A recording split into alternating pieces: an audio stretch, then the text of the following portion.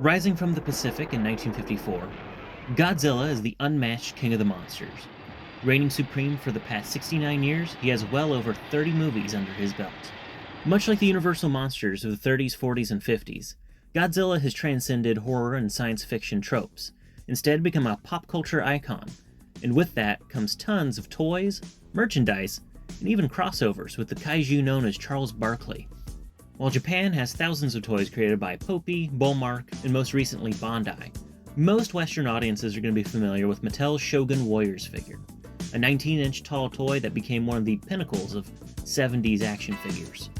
Fast forward to the year 2020, and Super7 brings out this pint-sized powerhouse.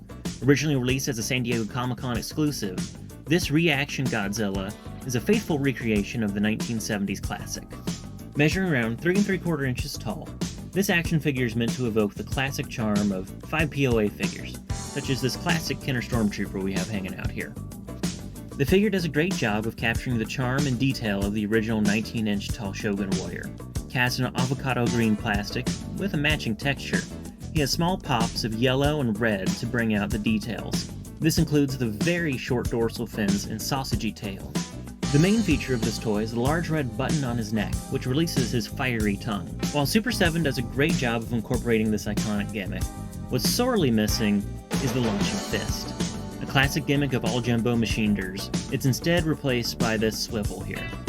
A nice point of articulation, but doesn't do a huge amount. Super7's Reaction Godzilla is a little bit of an oddity on the toy shelf. While he pairs well and complements some of the other reaction figure offerings, he's a little too small to fight most kaiju, and it's difficult to find some of his other Shogun Warriors compatriots at a similar size.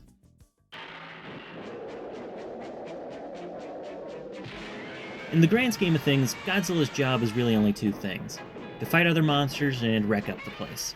While you can pretend Godzilla entered the microverse and is now partying with Micronauts and fighting aliens, my preferred place for him is actually with Remco's Mini Monsters, a great lineup of 3 3/4 inch monster action figures.